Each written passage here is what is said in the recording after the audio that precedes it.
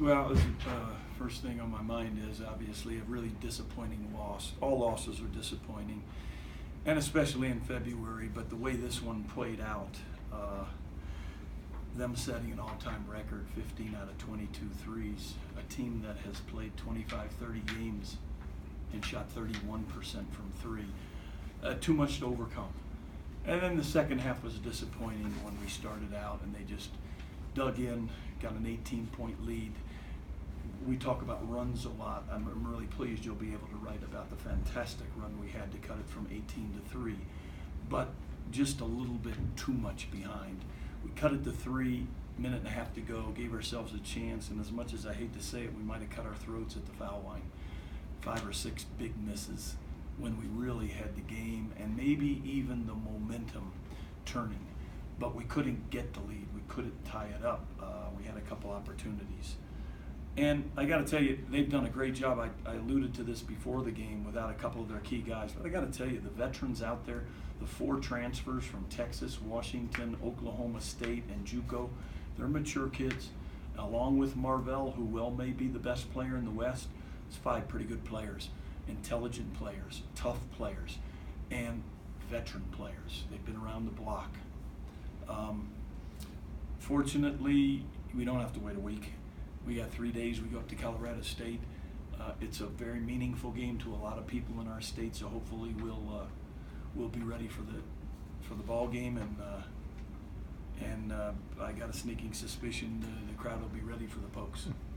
Larry, I know you watched the film, but did you feel like they just knocked down shots? Did you feel like your defense, at least at times, was pretty good and contested? Or I thought our defense was incredibly improved against the drive, incredibly improved against some of their stagger screens, and we did a really good job on the defensive glass. I thought they made some tough threes, to be honest, but if it goes in, one coach is clapping and acting a fool, and the other coach is not clapping and not acting a fool, and 15 out of 22 went right through the hole.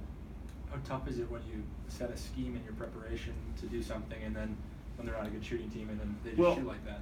You know, it happens. It happens often, probably in a lot of sports, and you got to go to a plan B. We planned on playing a little more zone, but we went to zone early, and the transfer from Washington knocked in too. So that changed some things in that first half.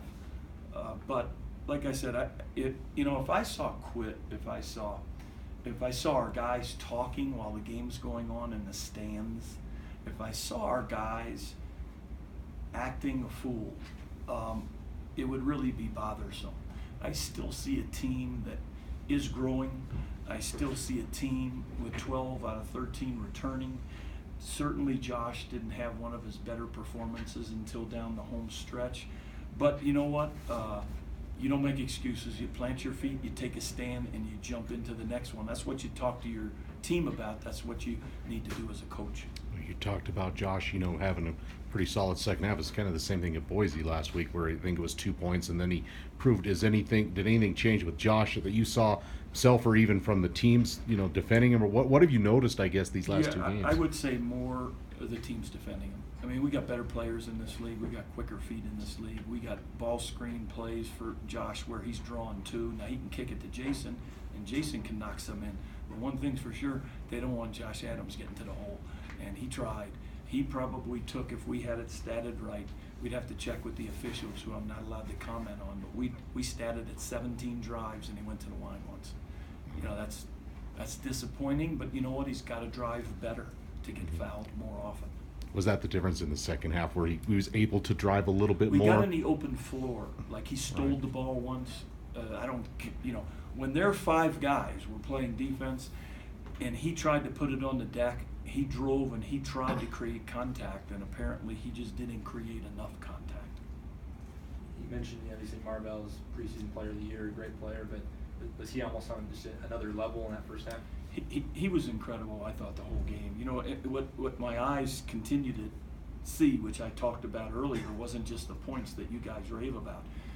It's also the 7 assists and the 3 turnovers. It's really hard to be a big-time scorer and be able to have a high amount of assists and a low amount of turnovers. And Marvell, again, 7 assists, 3 turnovers. Josh Adams, 8 assists, 3 turnovers. 2 pretty good offensive players trying to lead their team. One team gets 4 more points, the other goes home with their tails behind their legs. I know. Long tail. You try to get Hayden some minutes. He played about 4 in the first half, and then Yeah, that ankle just too we tender. didn't want to put him in harm's way. He's a tough kid. He gave it a good try, and we'd have loved to use him because he had played back-to-back pretty good games. But he was dragging it, and we thought at that point, let's hold him out till Saturday. Maybe he can give us a little bit more, 2.5 more days rest. Coach, we talked a lot about in the last few weeks of just J-Mac shooting the ball really well, but tonight is 8-3 is his second best in school history. What did you see from him? Well, he does so many things well, and I talked about him and raved about him. I love him to death. He represents everything. When teams score 79 in my first 42 years of coaching, that doesn't really mirror my DNA. But I get it, because if you watch us, we probably took 10 shots tonight, maybe 12 shots tonight in the first 7 seconds of the clock. We bring it, we pop it in the corner, Gorski, boom, Jason, boom. That's how we play. Well, when we play that way, there's going to be a lot more possessions, and it's a lot tougher to keep points down. That kills me, but I got to tell you, he represents at both ends of the floor everything that I would want a Pope to represent. It happened to go in for him. It just happened to go in a little more often for the bad guys.